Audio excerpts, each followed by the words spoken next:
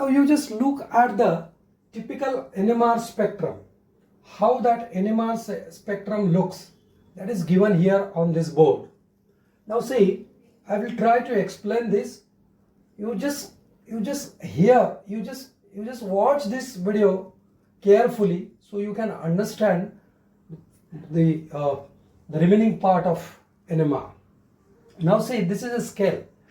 So NMR spectrum is always plotted on the scale which is called delta scale, which is having value 0 to 10. That means most of the organic compounds show signal in between 0 to 10, which are called part per million on delta scale. Most of them, there are some exceptions. We'll discuss that exception later. Now, the very first signal which is observed at 0 on the delta scale is for TMS, which is a reference compound. TMS is called tetramethylsilane. The structure is this one. In tetramethylsilane having 12 protons, and all these 12 protons are equivalent. So we get a sharp signal on the delta scale, and this signal is considered as a 0. That means most of the organic compounds show NMR signal downfield to the TMS, downfield to the TMS, you remember. Now I have taken here one example and I tried to plot the NMR spectrum on this delta scale. So you just look at the structure of this molecule. I have already shown here there are 9 protons which are equivalent and 3 protons, that means which are not equivalent to this 9 proton. That means there are 2 types of protons present in the molecule. So if you scan NMR spectrum for this molecule, it will definitely give 2 NMR signals. Usually these signals are sharp. Now say the intensity is also depend on how many protons are actually involved for that signal. So for 9 protons, the signal you can see this kind of signal, and for 3 protons you will get this kind of signal here. Now these A protons, which are actually showing signal close to the TMS, and these 3 protons showing signal away from the TMS. So we can say this is toward downfield from the TMS and this is toward uphill, that means close to the TMS. Now as we move towards the TMS, tetramethylsilane, we call it as uphill direction, and when we move away, when the signal is getting away from the TMS, we call that signal as a downfield signal. The meaning of upfield and downfield you will see in forthcoming videos, but at present you remember the meaning of upfield means which are moving toward the TMS, and downfield direction means moving away from the TMS, remember. Now one more thing, these are the signals getting for this molecule. Actually these are called chemical shift. So for 9 proton, this signal is observed in between 1 and 2.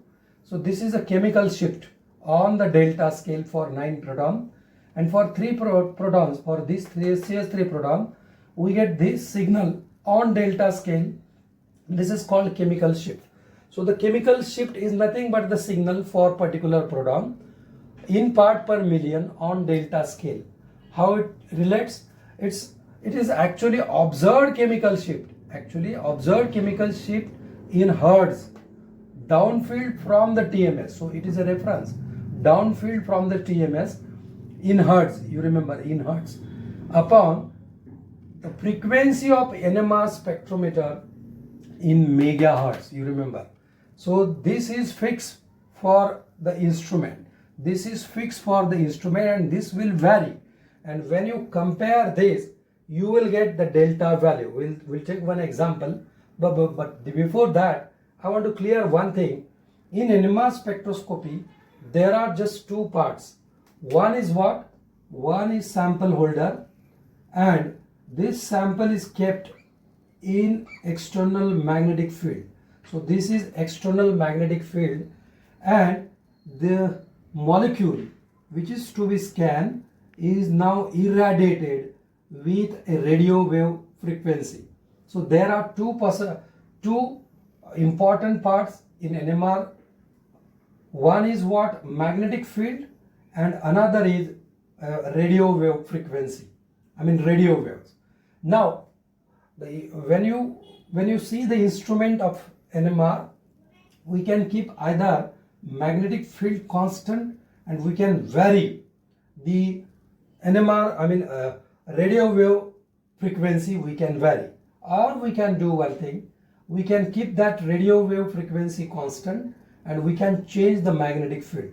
So in most of the instrument you can see the magnetic field we can change, and radio waves, frequency of radio wave is kept constant. So suppose the frequency of radio waves is 300 megahertz. So this is constant. So the molecule is irradiated with this fixed frequency. Now we can change the applied magnetic field, because when that signal is observed, the signal is observed at the resonance. At the resonance means what? When this frequency matches with the frequency, with the energy gap, between the two states. One is what?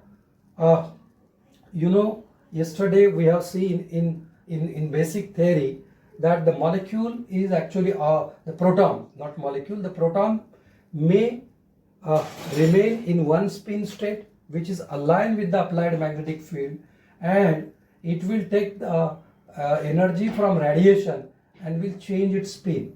So that means when this frequency is absorbed, we call it as the proton is in resonance.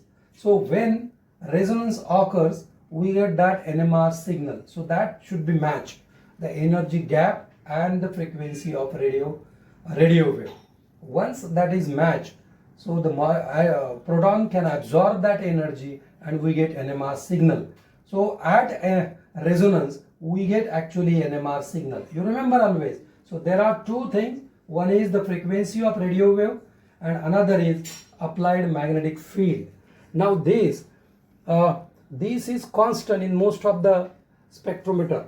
That frequency of NMR frequency of radiation is constant, and we have to change the magnetic field to bring proton into resonance. And once it is doing that, means once it comes in resonance, we get NMR signal. So these NMR signals, either upfield or downfield, that we'll discuss later. Now we'll see we'll take one example how to calculate chemical shift. We'll consider one example. Calculate the chemical shift in ppm on delta scale of an absorption that occurs at 1500 Hz downfield from TMS using 300 megahertz spectrometer. That means the radio wave frequency is constant, which is 300 megahertz. Now we know the formula. Chemical shift in part per million on delta scale equals to observed chemical shift in Hz downfield from TMS, and frequency or operating frequency of NMR spectrometer, which should be in megahertz. So this value is 300 megahertz, and this is 1500 Hz downfield from the TMS. So if you put that value and if you calculate, so you will get 5 ppm on delta scale. So for this signal on delta scale, you will get signal at 5 ppm. So this is the value, 5 ppm. This is the value for the chemical shift. So in this way, we get signals on the delta scale for different organic compounds. Thank you.